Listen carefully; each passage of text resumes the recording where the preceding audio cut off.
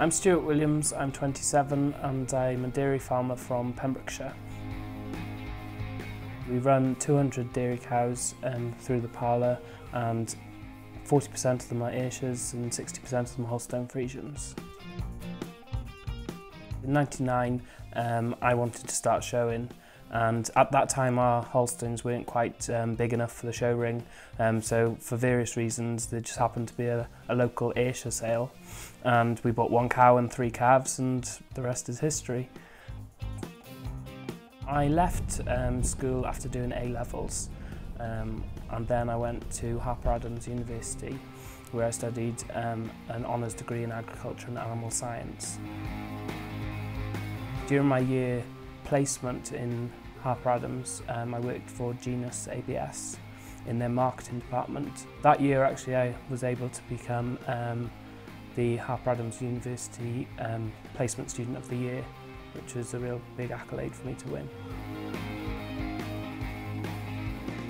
Yes, you can gain life skills from doing anything at home, meeting local people, but if you actually go further afield, you can get more of a variety of people in different industries, and also see different things working on other farms, and then hopefully, if you'd like them, bring them home and get them to work on your farm. Since I finished in university, I've done an AI course, my trailer test, and various things that just help me with the day-to-day running of the farm. I'm looking now to do another few different courses just to upkeep what I'm actually learning, but daily you learn something new about your own farm, which is more exciting because obviously you've got to work that farm for the future.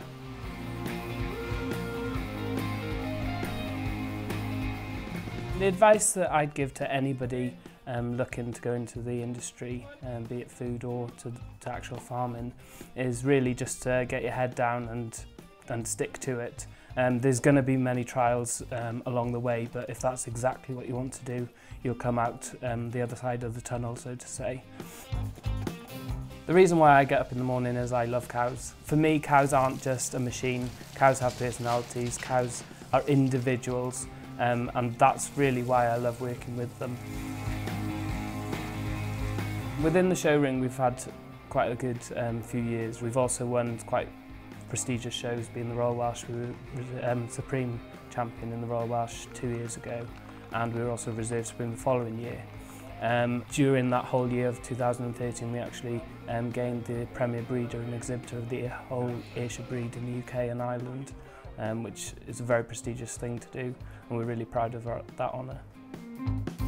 Personally, the shows, for me really, it's not a holiday at all. Showing's hard work. It's a change of scenery.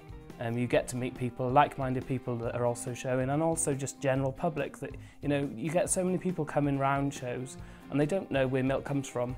They think that strawberry milkshake comes from red cows and white milk comes from black and white cows. Well, it's the education side of it that I really like, just, you know, explaining to people exactly what dairy farming is. Through my experience of showing the cows at local, national and international level, I've now gained a bit more knowledge and a bit more know-how how to improve the cows that little bit more.